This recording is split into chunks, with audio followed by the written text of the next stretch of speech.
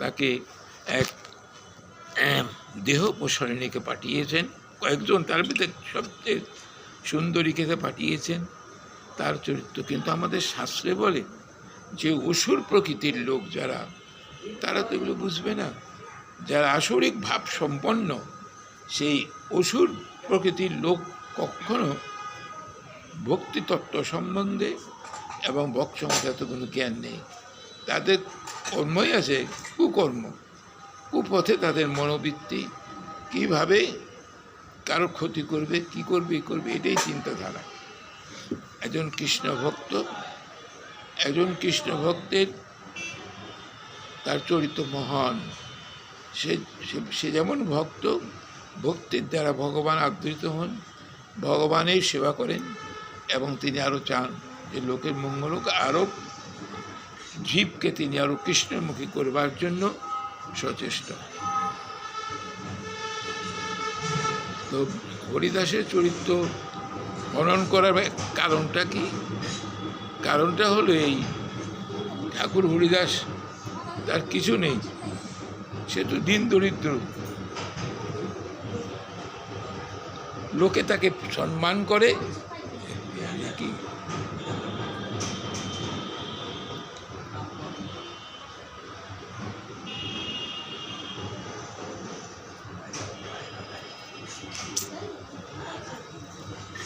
লোকে তাকে সম্মান করে, শ্রদ্ধা করে, প্রণাম করে।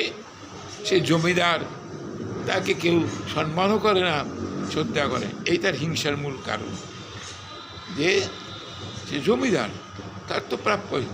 যে শ্রদ্ধাটা ঠাকুর হরিদাস পাচ্ছে, তার মনোবৃত্তিটা যে সেই সম্মান শ্রদ্ধা এটা পাওয়ার তার যোগ্য, তো সে পায়, আমি পাই না কেন? কারণটা কি? তখন এই হলো মূল কারণ। তো আরও আছে ভগবত লীলা। তো লীলা জগতে অনেক কিছু দেখায় যা ভগবানও বুঝতে পারে না। লীলা শক্তি এমন কিছু করেন যে বোঝার উপায় নেই। তো এই ঠাকুর হরিদাসকে, আর ঠাকুরদাস তিনি হলেন পরম বৈষ্ণব, এবং নামের মহিমা তিনি জগতে প্রচার করেছেন। নামের মহিমা, নাম যে কী বস্তু, কলিযুগে নাম হলো সবচেয়ে প্রধান বস্তু। কলিযুগে অন্য কোনো ধর্ম নেই, কোনো ধর্মই নেই। কোন ধর্ম করেও কেউ কিছু করতে পারবে না। একমাত্র নামের মাধ্যমেই, নামকে আশ্রয় করলে নামের কৃপায় উদ্ধার হয়ে যাবে। নাম মেনা কলিযুগে নাহি আর ধর্ম, সর্বশাস্ত্র নাম না, এই শাস্ত্র মর্ম। শাস্ত্রের মর্ম হলো নাম। তো আমরা এই জড়জগতে দেখা যায় শ্রীমন মহাপ্রভু কর্তৃক প্রদত্ত যে ভুবন মঙ্গল হরিনাম, সেই হরির নামটাকে কিন্তু আমরা আশ্রয় করি না। আমরা সেটা আশ্রয় করি না। যদিও বলবেন এখন তো হরির নাম অনেক হচ্ছে। আগে তো এত প্রসার ছিল না, এত কীর্তনও হতো না। এটা অনেকে নিজের জীবন ধারণের পথ করে নিয়েছে। দেখ, তবু ভালো যে ঠাকুরের নাম নিয়ে যদি আয় হয়, তার সংসার চলে, কিন্তু তার ভিতরে প্রতিযোগিতা দেখা যায়। যাই হোক, সেই দেহ প্রসারিণী হরিদাসের কাছে আসছেন।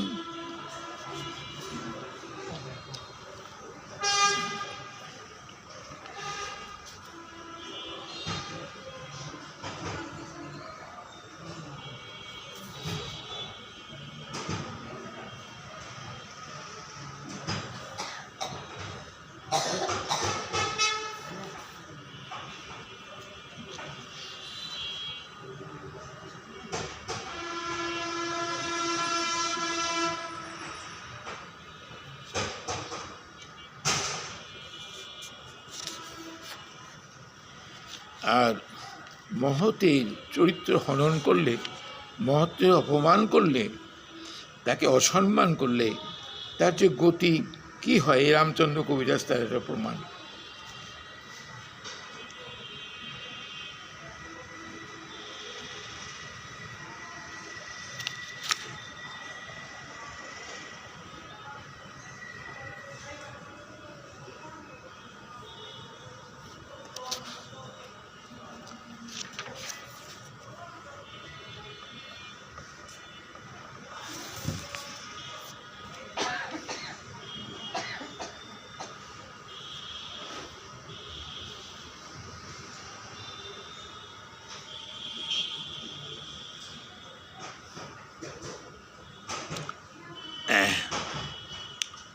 শুনি সেই বেশ্যা বসিয়া রহিলা। সে বেশ্যাকে বলল, আসছো, তুমি তুলসীকে প্রণাম করো, এ করো, বসো, বসে কৃষ্ণ নাম শোনো। একজন পরম বৈষ্ণবের মুখ থেকে যদি কৃষ্ণ নাম শুনে, সাথে সাথে তার পাপ প্রবৃত্তি বা সঞ্চিত পাপ যা থাকে সাথে সাথে চলে যায়। এখানে দেখা যাচ্ছে যে হরিদাসের সঙ্গ পাওয়ার দিয়ে বেশ্যা যে হরিদাসের সঙ্গ পেলেন কিভাবে? এই মহাপাপীয়সী, তার তো বৈষ্ণবের সঙ্গ হঠাৎ মেলে না, সাধু সঙ্গ তার সময় হয় না, আর সে নিজেও যাবেও না, সে কুপথে পরিচালিত, কুবুদ্ধি তার অন্তর, সে যাবেও না।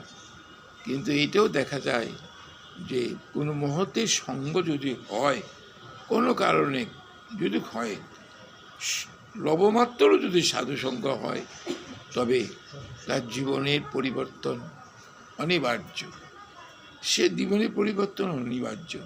দেখেন এই 12 বিলাসিনী, তার রূপ যৌবন, তার পিছনে কত অর্থ মানুষ ব্যয় করে পাওয়ার জন্য, কিন্তু সেটাকে উপেক্ষা করতে পারলেন আমাদের ব্রাহ্মণের আচার্য ঠাকুর। তাকে বলছেন আমি সঙ্গ করব, সঙ্গ মানে তার সাথে বিলাস। ওই 12 বিলাসিনী যাচ্ছে, জানতেছে যে হরিদাস আমাদের বিলাস করবে, সঙ্গম বলতে ওইভাবে বোঝায়। আর হরিদাসের মনটা হলো যে আমি একে কি পতিত্বের থেকে উদ্ধার করব।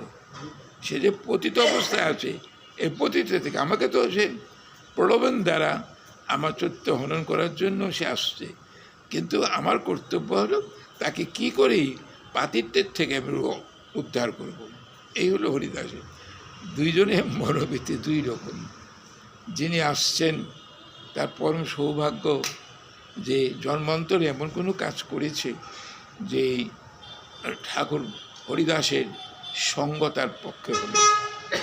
সৎসঙ্গ ভেতরে নিষ্কিঞ্চন কৃষ্ণ ভক্তের সঙ্গ খুব কঠিন, নিষ্কিঞ্চন কৃষ্ণ ভক্তের সঙ্গ পাওয়া খুব কঠিন। তবু যদি কেউ পেয়ে যায় তাহলে হয়েই গেল তার জন্ম জন্মান্তের পাপ, সঞ্চিত পাপ, চলেয়মান পাপ, আর যত অপরাধ আছে সব খণ্ডন হয়ে যাবে, সব খণ্ডন হয়ে যাবে যদি পাওয়া যায়। তো এও সেই অবস্থা।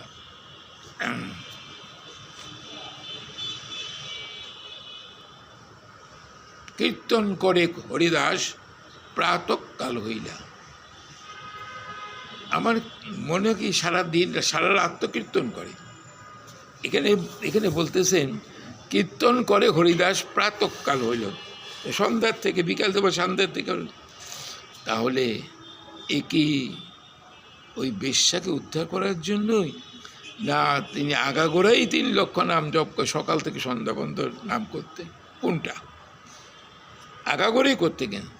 তবে তার একটা কথা আছে এখানে, তিনি বলছেন যে আমি একটা সংকল্প করেছি যে 1 মাসে 1 কোটি নাম নেব।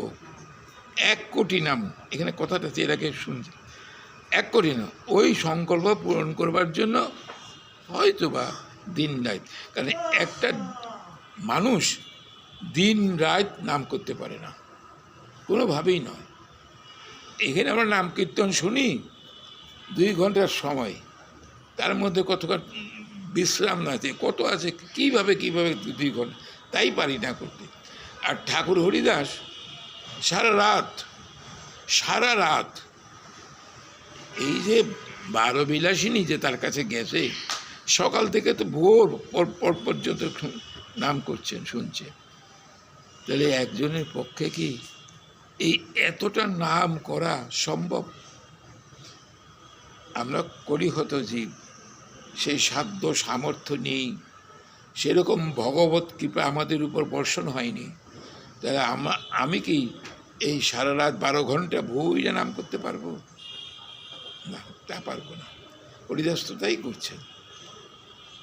আবার বক্তব্যটা হলো ঠাকুর হরিদাস কি প্রতিদিনই সন্ধ্যা সারা রাত জেগে নাম করতেন, নাকি এখানে কিন্তু সেটা খুব স্পষ্ট নয়, তো বইটুকু বোঝা যায় যে এটা সংক্ষেপে 1 কোটি নাম নিছি। 1 কোটি নামের মধ্যে দিন রাত তাকে নাম করতে হয়।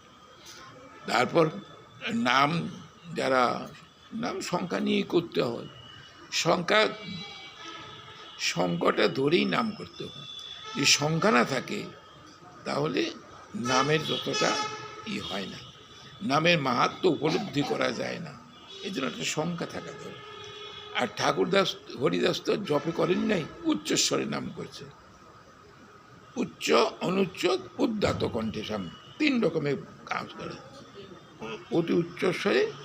অতি উচ্চস্বরে করতেন এই কারণের জন্য, জীব জগৎকে, স্থাবর জঙ্গমকে উদ্ধার করার জন্য। দেখেন, জীবের উদ্ধারের জন্য এই ঠাকুর হরিদাসের কি প্রবল ইচ্ছা।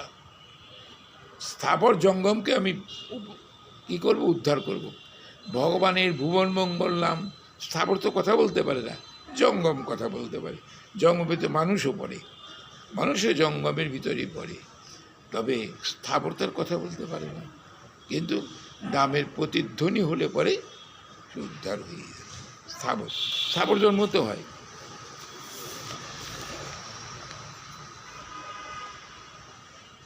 প্রাতকাল দেখি বেশ্যা উঠিয়া চলিলা,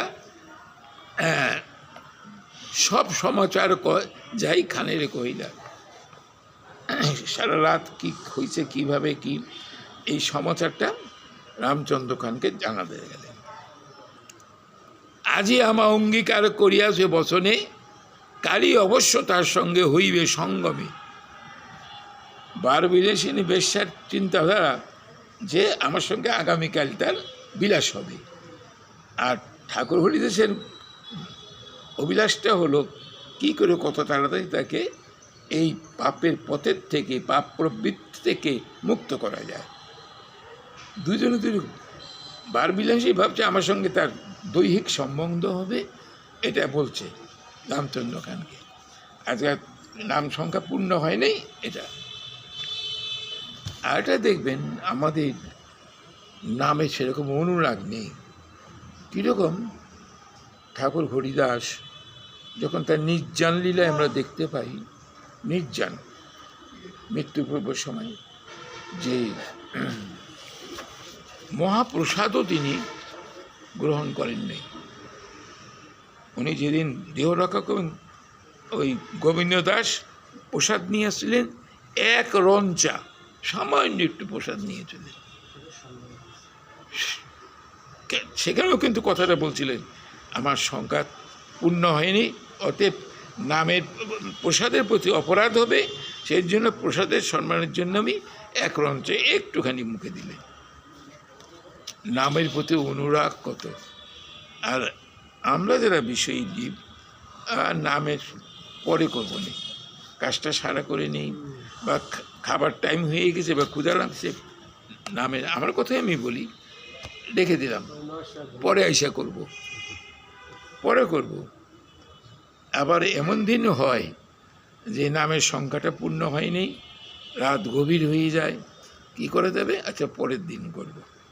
কিন্তু পরের দিন যদি না বাঁচি এমনও তো হতে পারে, কারণ মানুষের মৃত্যু তো কথা নেই। সেই যাদের অনুরাগ আছে, নামের প্রতি যাদের অনুরাগ আছে, নামকে যারা ভজনের শ্রেষ্ঠ অঙ্গ বলে গ্রহণ করে, কলিযুগে এটাই শ্রেষ্ঠ অঙ্গ। কলিযুগে অন্য কোনো কিছু নেই, কিছু করলে পড়তে পারবেন না। অন্য কোনো ধর্ম অবলম্বনকে, অন্য কোনো ভজনের অঙ্গ করলে কিছু পাবে না। কারণ ভাগবত যে একই কথাই বলে যে কৃতে যদ্বয়তে বিষ্ণু তেতায়াং যত মখৌ দা পরে পরিচর্যায়াং কলৌ তৎ হরি কীর্তনাথ।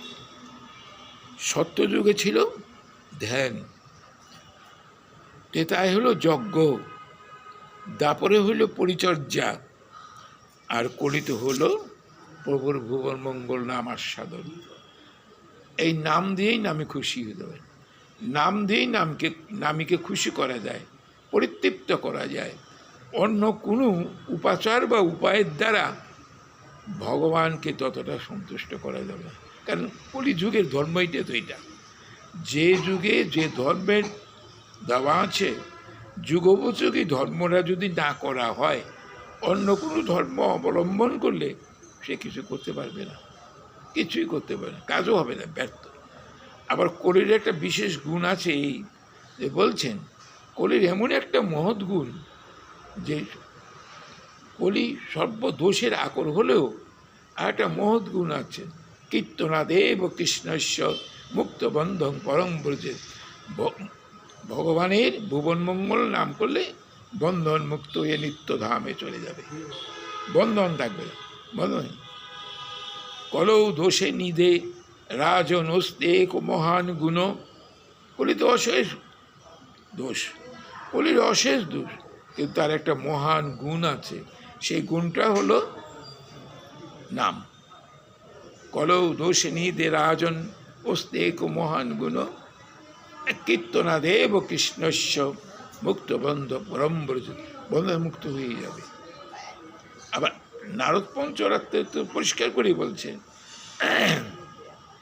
যে কলৌ নাস্তেব নাস্তেব নাস্তেব গতির অন্যতা, হরির নামই বকে, তিনবারই কইছে হরির নাম।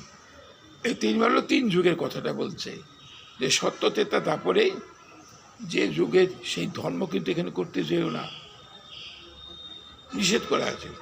কলি যে ধর্ম তুমি সেটাই করো। চারটা যুগ তো, সেই তিনটা যুগে যে যে ধর্ম জীবের উদ্ধারের জন্য স্বয়ং ভগবান কর্তৃক প্রদত্ত ছিল, কলিযুগে সেটা নেই। আবার কলিযুগে বলছে, কলিযুগে যদি নাম দ্বারা নামীকে সুখী করা যায়, তাকে আনন্দী করা যায়, তাহলে ওই তিন যুগের জন্ম যা ফল হয় সেই কলিযুগে পেয়ে যাবেন, কলিযুগেই এটা পাওয়া যাবে। তিন যুগে যে ধর্মটা করে আসছে জীব, সেই তিন যুগের ধর্মের ফল কলিযুগে মানুষ কলিযুগে। এই জন্যই ভাগবতের একাদশ স্কন্ধে দেখা যাচ্ছে যে বিজ্ঞবান ব্যক্তি, সারজ্ঞ ব্যক্তিরা কলিতে জন্ম নিতে চায়, কলিতে জন্ম নিতে চায়। কলিতে জন্ম কেন? কলিতে হরির নাম করলেন নারায়ণ পরায়ণ হয়ে যায়, একাদশ স্কন্ধে দেখা যায়।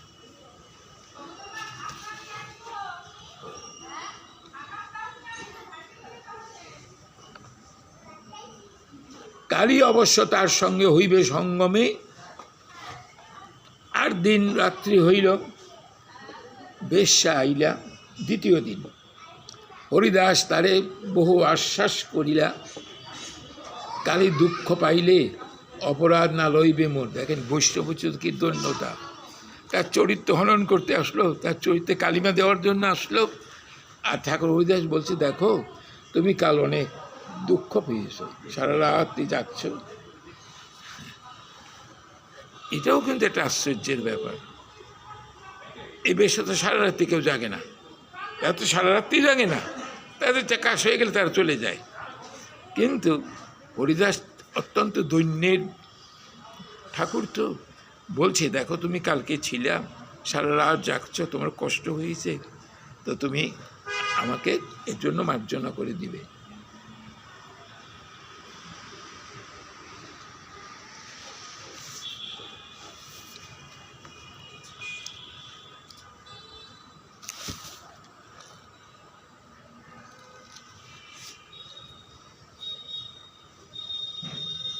হরিদাসের উক্তির আরেকটা উদ্দেশ্য আছে, যে তাহলে জীব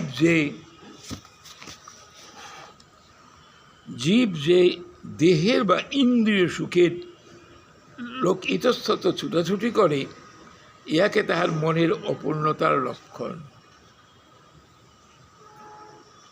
এই যে আমাদের ভিতর পূর্ণতা নেই, কোনো জিনিস আমরা পরিপূর্ণভাবে পাই না, সেগুলো তো ইন্দ্রিয়ের তৃপ্তি। তো কারণ বিষয়ের সাথে ইন্দ্রিয়ের সংযোগ হলেই সুখ বা দুঃখ এগুলো প্রদান করে। দুঃখের সময় দুঃখ প্রদান করে, সুখের সময় সুখ প্রদান করে। ইন্দ্রিয়ের সঙ্গে সংযোগ, বস্তুর ইন্দ্রিয়ের সঙ্গে সংযোগ হলেই আনন্দটা হয়। যদি তা আনন্দ না হয়, তাই বলবে যে অপূর্ণতা, আমার বেশি পূর্ণ নেই। তাই এখানে ক্ষমতা ব্যবহার করছে এই যে জীব অপূর্ণতা, জীব যদি পূর্ণ পেয়ে বিষয়ের মধ্যে যে পুরোপুরি আনন্দই পেত, তাহলে এখানে আসলেন কেন? এখানে আসার দরকার নেই। আমি যদি বিষয়ের মধ্যে থেকেই পরিপূর্ণ আনন্দ পাই, তাহলে এখানে আসার কোনো প্রয়োজন নেই। সুখের জন্য আপনাকে আমি পেলাম, আমি গোরগোপাল লাঙ্গি নেই, জন্য মনের বাসনা সেই আচ্ছা শেষ করে দেবো, সেইটুকু আবার সেই বাসনা দেরি আছে ফার্স্ট কামনা বাসনা তো শেষ নেই। এখানে এইভাবে ঠিক অপূর্ণতার কারণে এই ছোটাছুটি করে, ছেলে ইন্দ্রিয় সুখের জন্য ছোটাছুটি করে, তার অপূর্ণতার পূর্ণতা নেই। সে যদি পূর্ণ আনন্দই পেত, তাহলে একটা নিয়ে তার শেষ হইত। তাই একটা আনন্দ নিয়ে আপনি পাবেন কোনটা? যেটা ঘুমা আনন্দ। এক মনি আরেক মনিকে জিজ্ঞাসা করছে যে আচ্ছা অল্পে সুখ নাই কেন? ন অল্পে সুখ মস্তি ঘুমা বই সুখম। তখন উত্তর দিল এক মনি যে দেখো, অল্প বস্তুতে মানুষ সুখী হতে পারে না। বৃহৎ বস্তুর সঙ্গে সংযোগ হলে পারি জীব চির আনন্দী হতে পারবে, চির সুখী হতে পারবে, সুখী হতে পারবে। তা আমাদের ইন্দ্রিয় সুখ বা দেহের সুখ যেটাই আমরা বলি, এই সুখের জন্য আমাদের অপূর্ণতা থাকে, পরিপূর্ণ হয় না। সেই জন্যই ইন্দ্রিয়ের দ্বারা অন্য বস্তুর সংযোগে চরিতার্থ করবার জন্য আমরা এরকম করি। যদি যে পূর্ণই আনন্দ পেত, তাহলে কিন্তু একটা জিনিস নিয়ে পেত, আর দুইটা দরকার পড়বে না। এই যে আমরা যে কথাটা আপনাদের কাছে বললাম যে আপনারা আসছেন, কেন আসছেন? কথা অনেক আছে এর অর্থ, যে আমার অনেক পাপ সঞ্চয় আছে, পাপ যাতে ক্ষয় হয়, ভগবানের সেবা পুজো করতে পারে। আরেকটা হলো এই যে সংসারে থেকে তবে সুখ পাচ্ছেন না, সংসারে থেকে যে অশান্তি, জ্বালা যন্ত্রণা, এই যেগুলো অন্তত সাময়িক সময় হইল, সাময়িকভাবেই হইল প্রভুর গুণকীর্তন, লীলা কীর্তন বা এগুলো শুনলে পরে তখন সেটুকু। আর আমার ভিতরে যে অপূর্ণতা আছে, তা খানিকটা পূর্ণ, এই উদ্দেশ্য।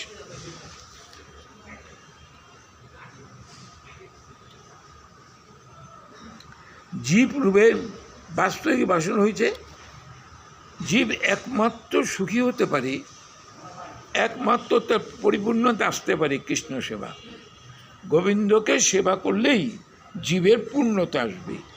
আর গোবিন্দকে যদি না সেবা করা যায়, ভাগবততে এইভাবে একটা শ্লোক আছে, ধর্ম সনুষ্ঠিত পুংসা বিষ্কসেন কথাসু ন উৎপাদে যদি রতি শ্রম বহি কেবলম। এটা ভাগবতে প্রথম দ্বিতীয় অধ্যায়ের ৮ম শ্লোক। এই শ্লোকটায় বলছেন যে দেখো, গোবিন্দ কোথায় রুচি না আসলে তোমার বুঝতে পারবে তোমার কিছুই হয়নি। গোবিন্দের কথায় রুচি যদি না আসে, আর সেই ধর্মটা হলো সবচেয়ে মহান ধর্ম, যদি অদক্ষ ভগবানের শ্রীপাদ পদ্মে আমার প্রেম ভক্তিটা আমি অর্পণ করতে পারি, সেটা হলো সবচেয়ে শ্রেষ্ঠ ধর্ম। সবই পুংসা পর ধর্ম যথা ভক্তি অদক্ষ যে অহৈতুকী অপ্রতিহতা জয়াত্মা সম্প্রসিদতি। চিত্তপ্রীতি শান্ত হয়ে যাবে, জীবের উচ্ছৃঙ্খলতা, জীবের চঞ্চলতাটা সব শান্ত হয়ে যাবে, যদি আমরা ভগবানের অপার করুণায়, যদি তার কৃপায় একবারে নিশ্চলভাবে গোবিন্দকে সেবা করতে পারি। কৃষ্ণ সেবা সুখের সঙ্গে অন্য কোনো সুখের তুলনা হয় না। কৃষ্ণ সেবা সুখ,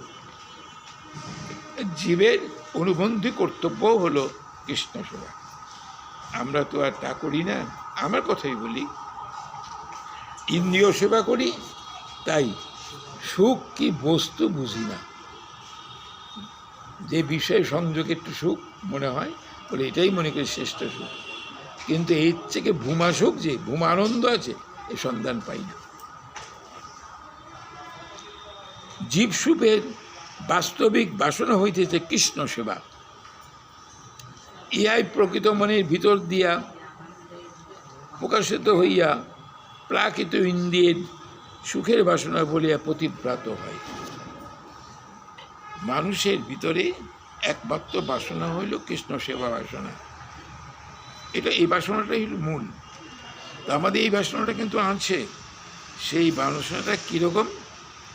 ইন্দ্রিয়ের মাধ্যমে বের হয়, ইন্দ্রিয়ের মাধ্যমে বোঝাচ্ছে। এখানে একটা জায়গায় বুঝাইছে চেতনতার জায়গায় যে দেখুন, একটা সূর্যের আলোর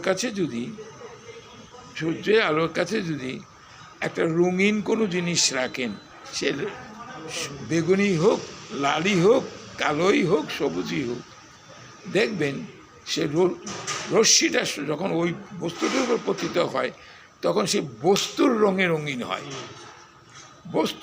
রঙিন হয়। আসলে সূর্যের রশ্মি সাদাও না, লালও না, সবুজও না, নীলও না, সূর্যরশ্মির মতোই আছে। যেহেতু আমাদের কৃষ্ণ বাসনাটা আমাদের প্রাকৃত ইন্দ্রিয়র ভিতর দিয়ে প্রকাশ হয়, তাই আমরা এটাকে মনে করি ইন্দ্রিয়ের সুখের বিষয়। আমাদের প্রাকৃত মনের ভিতরে এটা প্রকাশ পায়।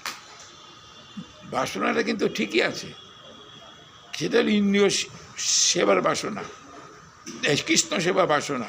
কিন্তু সেই কৃষ্ণ সেবা না করে ইন্দ্রিয় সেবা করি কেন? তখন বলছেন ইন্দ্রিয়ের মাধ্যমে এটা তো প্রকাশিত হয় বলেই এটা আমরা ইন্দ্রিয় বাসনা পরিচালিত। ইন্দ্রিয়ের মাধ্যমে এটা হয়, হ্যাঁ, ওর ভিতর দিয়ে প্রকাশিত। কতটা আপনি বুঝতে পারছে কিনা তাই না। আপনার যে কথাটা এর আগে বললাম যে সূর্যের আলোর সামনে একটা সবুজ আয়না রাখেন, কাঁচ রাখেন, আয়নার উপরে যে প্রতিভাত সূর্য কিরণটা পড়ছে তার ছায়াটা কি সবুজিত হবে? লাল হবে না, সাদাও হবে না। হ্যাঁ, তেমনি আমাদের কৃষ্ণ সেবা সুখটা আমাদের ইন্দ্রিয়ের মাধ্যমে প্রকাশিত হয়। তাই আসলে ইন্দ্রিয়েশ্বর গোবিন্দের সেবা করতে পারি না, আমাদের ইন্দ্রিয় সেবার মধ্যে আমরা। উনি এইভাবেই কথাটাকে বুঝাচ্ছেন।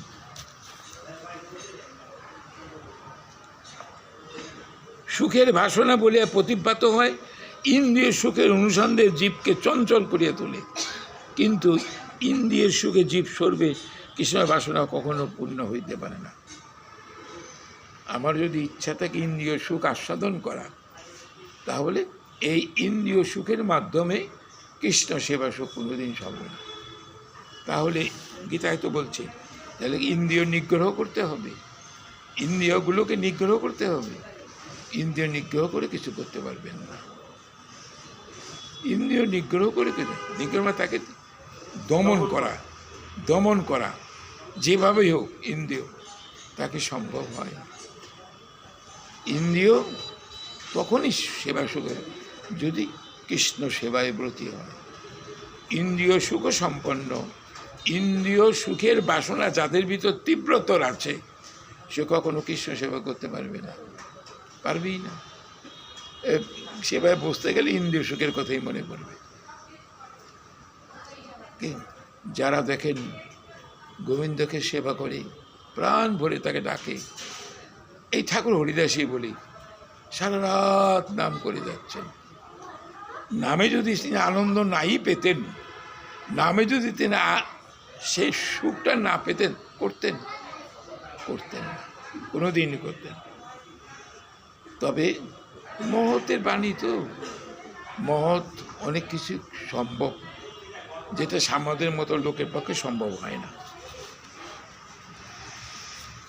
এই ক্ষেত্রে আমরা এটা কি ধরে নিতে পারি যে আমাদের সুখটা ইন্দ্রিয়ের মাধ্যমে আমরা ভগবানের চরণে দিয়ে প্রসাদী করে তারপরে এটা গ্রহণ করা বা ফিরে আসা? ইন্দ্রিয় সুখাসক্ত জীব ইন্দ্রিয় সেবাই রত থাকবে। আমরা ভাবি যে কৃষ্ণ সেবা সুখের যে বাসনাটা আমার এই ইন্দ্রিয়ের মাধ্যমে, ইন্দ্রিয়ের বাসনাটা দিই কৃষ্ণ সেবা সুখ হতো, কিন্তু আদত তা না। কৃষ্ণ সেবা সুখটা ইন্দ্রিয়ের সেবার মাধ্যমে সম্ভব হবে না। আচ্ছা, এই যে ইন্দ্রিয় বলতে কাম, ক্রোধ, লোভ, মোহ, মত, মাৎসর্য, এগুলো তো দেহেরই অংশ। তো এগুলো বাদ দিয়ে আমি কেমন করে কৃষ্ণ সেবা করব? কাম, ক্রোধ, লোভ, মোহ, মত, মাৎসর্য এগুলো তো আছে, এগুলো তো আমরা একবারে ত্যাগ করতে পারি না। এগুলো বললে মহাত্মারা বললে এটা একটা দিক পরিবর্তন করে দেওয়া।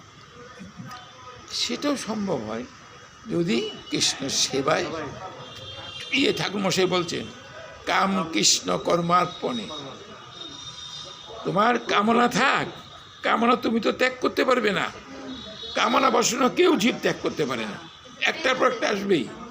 তো সেই কামনাটা যেন কৃষ্ণ সেবায় হয়। কাম কৃষ্ণ কর্মার্পণে ক্রোধ কত বেশি জনে। আর রাগ থাকবে যারা ভক্তকে হিংসা করে, ভক্তকে তাদের বই তোমার ইটা থাক, ক্রোধ থাকে। তো দেশে লোভ সাধু সঙ্গে হরি কথা। আমার লোভ আছে অর্থের দিকে, আমার লোভ আছে বস্তুর দিকে। তা এই লোভ থাকলে কি আমি লোভটাকে ত্যাগ করতে পারবো? মানুষ চেষ্টা করেও লোভ ত্যাগ করতে পারবে না, চেষ্টা করেও পারবে না। তাই বলছেন যে লোভ সাধু সঙ্গে কৃষ্ণ কথায়। সাধু সঙ্গে হোক, এই সঙ্গই বা কখন হবে? সাধু সঙ্গ এমন নিষ্কিঞ্চন সাধু নেই যে আপনাকে সামনে রেখে সারাদিন কৃষ্ণ কথা। তুমি সারা রাত ওই বেশ্যাকে কৃষ্ণ নাম শোনালেন, হ্যাঁ, ঠাকুর হরিদাস ঠাকুর উদ্ধারের জন্য। এমন কোনো কৃষ্ণ ভক্ত নেই সারা রাত বসে কৃষ্ণ কথা বলল। যদি বলেন যে পরীক্ষিতকে তো সুখদেব গোস্বামী 7 দিন পড়ছিলেন, উনি হলেন দ্বিতীয় ভগবান। হ্যাঁ, 7 দিন 7 রাত নির্গলভাবে কৃষ্ণ কথা কয়ে গেছে। আপনি কি আর পরীক্ষিত শুনে গেছেন? এই দ্বিতীয় পরীক্ষিত কেউ হবে না, আর দ্বিতীয় সুখদেব গোস্বামী তো হবে না। কলিযুগ সবসময় মনে রাখবে, বিপদ মন সবসময় কুপথে থাকে, কুচিন্তা করে। আচ্ছা, এখন রামকৃষ্ণ পরমহংসদেবকে একজন প্রশ্ন করেছেন, ঠাকুর আমি যখন স্ত্রীর কাছে আসি তখন আমার মনটা চঞ্চল হয়ে যায়, তা আমার এই চঞ্চল মনকে শান্ত করব কি করে?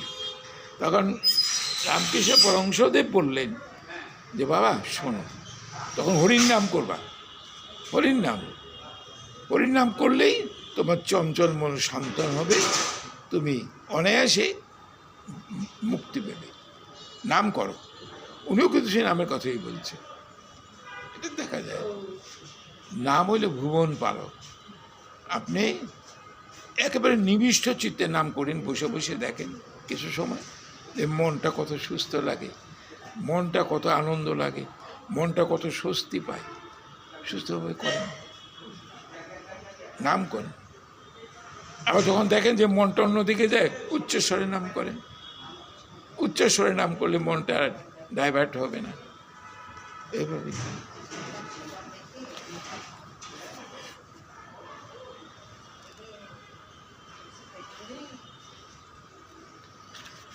সারা রাত বসে কৃষ্ণ নাম, আর ওই ব্যবসায়ী বা শোনার প্রবৃত্তিটাও থাকলো কী করে? যে কুকর্মের রত আছে সে সারা রাত বসে ঠাকুর হরিদাসের মুখ থেকে সারা রাত বোধ কীর্তন, আবার পরে হরিবল বলছে, কি করে সম্ভব হয়? যে ইন্দ্রিয় সুখাসক্ত, অর্থের দিকে যার তীব্র লালসা, সেগুলো ত্যাগ করে সারা রাত হরিদাসের মুখে থেকে নাম করার জন্য তার প্রবৃত্তি কীভাবে জাগলো? কি করে সম্ভব না। পূর্বজন্মের ওই বেশ্যারও কোনো ছিল, নিশ্চয়ই সুকৃতি ছিল। সেই সুকৃতির ফলে একজন মহতের সঙ্গ হয়েছে। এই মহতের সঙ্গে দেখেন, তারপরে দেখেন কি হয়েছে।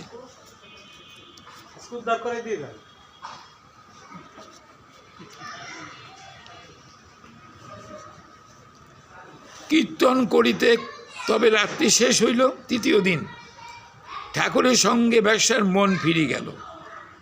দণ্ডবৎ হইয়া পড়ে ঠাকুরের চরণে। ঠাকুর ওই ঠাকুর হরিদাসের চরণে দণ্ডবত।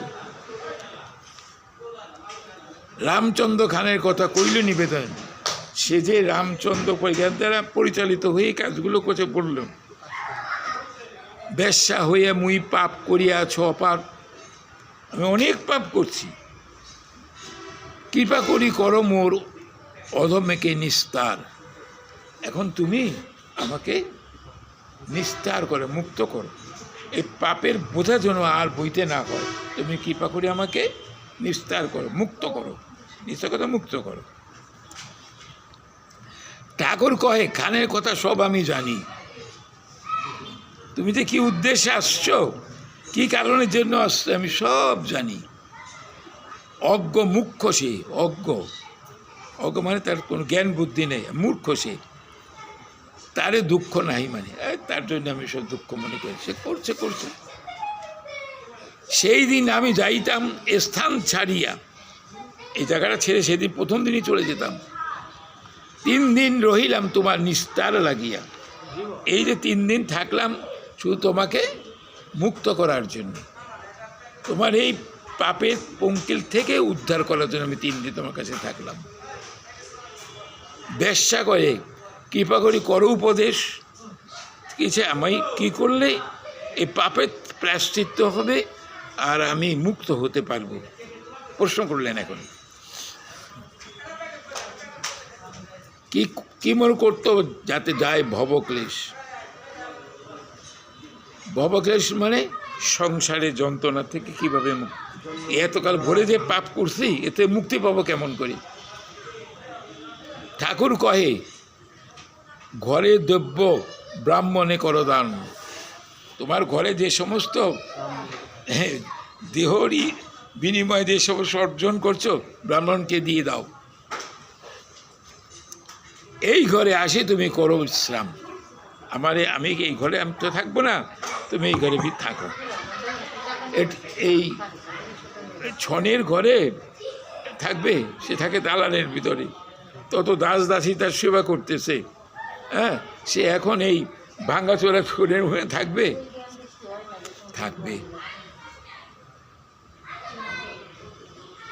নিরন্তর নাম লও করো তুলসী সেবন, এখানে বসে নাম করো, নাম করো, কর্তব্যটা তার ভবক্লেশ দূর করবার জন্য বলল যে তুমি এইখানে বসে নাম করো আর তুলসী সেবা করো। তুলসী সেবা, তুলসীর পুজোও করতে পারেন আবার তুলসী সেবাও করতে পারেন, দুটোই অর্থ হয়।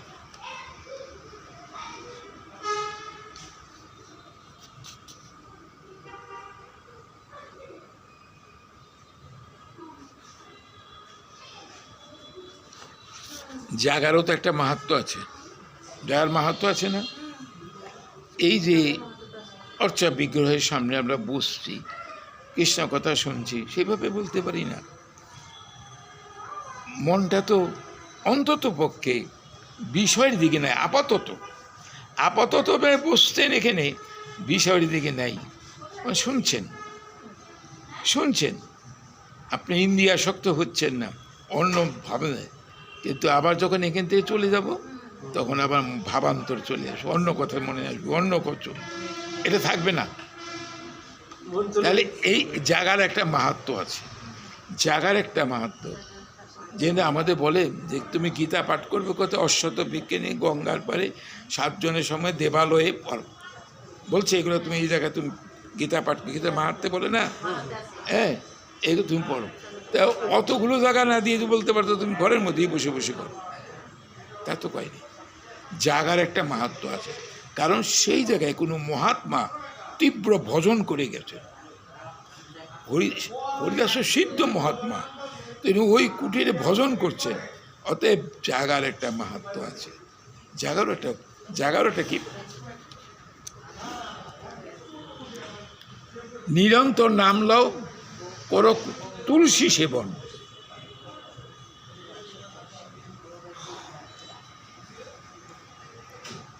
অচিরাতে পাবে তবে কৃষ্ণের চরণ। সিদ্ধ তো তিনি, অসিদ্ধ তো না। দেখেন না, সিদ্ধ ধানে কি আর কোনোদিন অঙ্কুর গজাবে? যে ধানটা সিদ্ধ হয়ে আর উনি ভজন করতে করতে সিদ্ধ হয়ে গেছে। অতএব তার কথা যা হবে তাই হবে, কোনো ব্যতয় ঘটবে না। নিরন্তর নাম লও আর তুলসী সেবন, অচিরাতে পাবে তবে কৃষ্ণের চরণ। পথ দুটো বলে দিলেন, এখানে থেকে নিরন্তর নাম করো আর তুলসী সেবা করো। খাবার কথা তো কিছু বললেন না। আর এই জায়গাটা বসছি আমরা, খিদাতে বাসায় গিয়ে খাবো, আগে তো খাবো, তখন তো আর বলবো না না আচ্ছা এই জবটা শেষ করে নেই পরে করো, তা তো না, খেয়ে বসবো। মহাত্মার কথার অনেক দাম, ওই কথা অনেক মূল্য। ওই যে বলছে যে তুমি তুলসী সেবা করো, মানে তুলসী সেবা আর নাম করো, তাতে সে রাজি হয়ে গেল।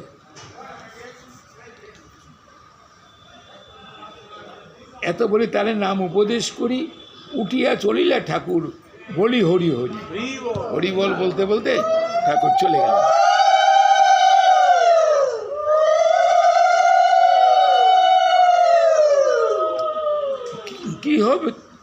গৃহবৃত্ত, বিত্তমান সহায় সম্পদ যেবা ছিল ব্রাহ্মণরে দিল মদিন।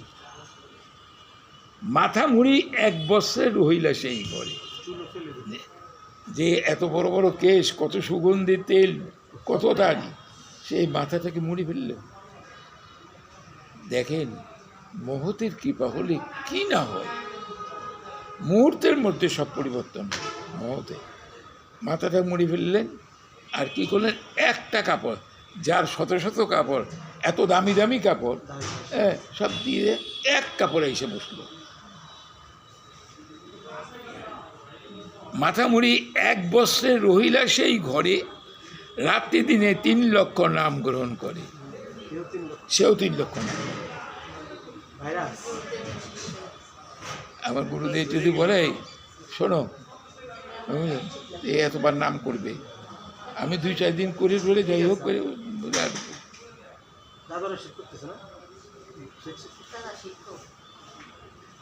তুলসী সেবন করে, চর্বণ উপবাস, চর্বণ মানে ছোলা টোলা,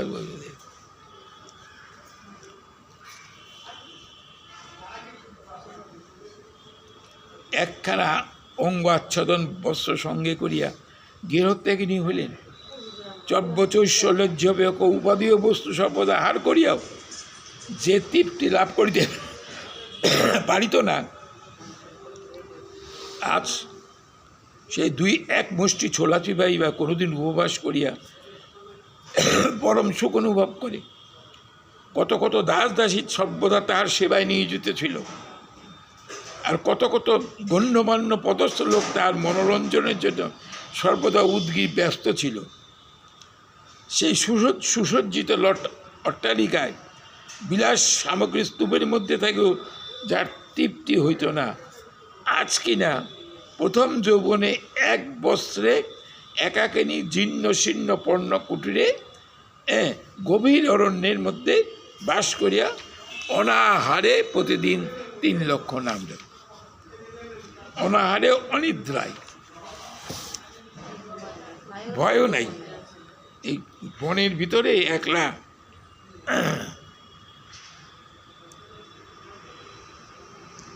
যারা এই সঙ্গ করছেন তারা ত্যাগ করলো কি করে,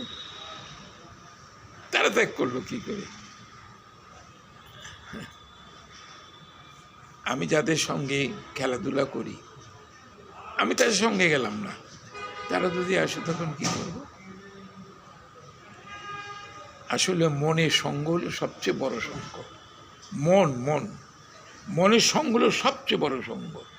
বাইরের সঙ্গ ত্যাগ করতে পারেন, মনের সঙ্গ ত্যাগ করতে পারেন। মন বসে আছেন, কোথায় কি হইতেছে আপনি চিন্তা করতেছেন বসে বসে। এই যে দুশ্চিন্তাই হোক সুচিন্তাই হোক, আমাদের চিন্তার যে জিনিসগুলো, এই চিন্তা তো আমার মধ্যেই আছে, এই চিন্তা তো ত্যাগ করতে পারি না।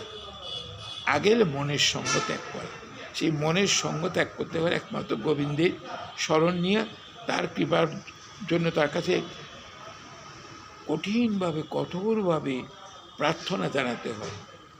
দেখবেন আপনারা হয়তো মনে করবেন আজকে আমি 50,000 নাম করব বা 1,00,000 নাম করব, সেই লক্ষ্য করবেন আপনি পারবেন না, আমি পারবো না, কিন্তু ভগবানের চরণে যদি ঐকান্তিক প্রার্থনা জানাই, ঠাকুর আমার দ্বারা তো এগুলো সম্ভব হবে না, তুমি যদি কৃপা করো তাহলে আমার পক্ষে সম্ভব, তুমি আমাকে কৃপা করো যাতে তোমার নামটা করতে পারি। আমার মনে হয় এইরকম দৈন্যতার সাথে ভগবানকে ডাকলে পরে আবার পরে তিনি কৃপা করে করাবেন। যে কোনোদিন চব্যতেশ্বর এত সব খেত, এত উপাদেয় বস্তু খেত, সে এখন সে কোনোদিন অনাহারে, কোনোদিন ছোলা, কোনোদিন তুলসী খেয়ে অনাহারে থাকতো? কিভাবে কিভাবে? আশ্চর্যের ঘটনা এগুলো। যদি আমরা গ্রন্থের মধ্যে দেখি, যশোরে গেলে দেখতে পাই না, লক্ষ্যহীরা মাধবীল তারা যেখানে থাকে গেছি ব্যানার বর্ডারের আগে, বর্ডারের আগে আমি কয়েকবার গেছি। ওই যে যে মাধবীলতাটা এখনো সাক্ষী, ওইখানে বসে করে লক্ষ্যহীরা, নাম তো লক্ষ্যহীরা দিয়ে, কিন্তু গ্রন্থে কোনো লক্ষ্যহীরা বলেন নাই, এইটুকুই, লক্ষ্যহীরা নাই। আবার হয়তো এটাও ঠিক, ভগবানের প্রতি তার লক্ষ্যটা স্থির ছিল, ঠাকুর হরিদাসের প্রতি তার লক্ষ্যটা ঠিক ছিল। হ্যাঁ, মহদেব। আচ্ছা, এ পর্যন্ত থাক, 8:40 বুঝলাম। আপনাদের কাছে আসতে পারবো দাদা, একাদশী সোমবারে? সোমবার।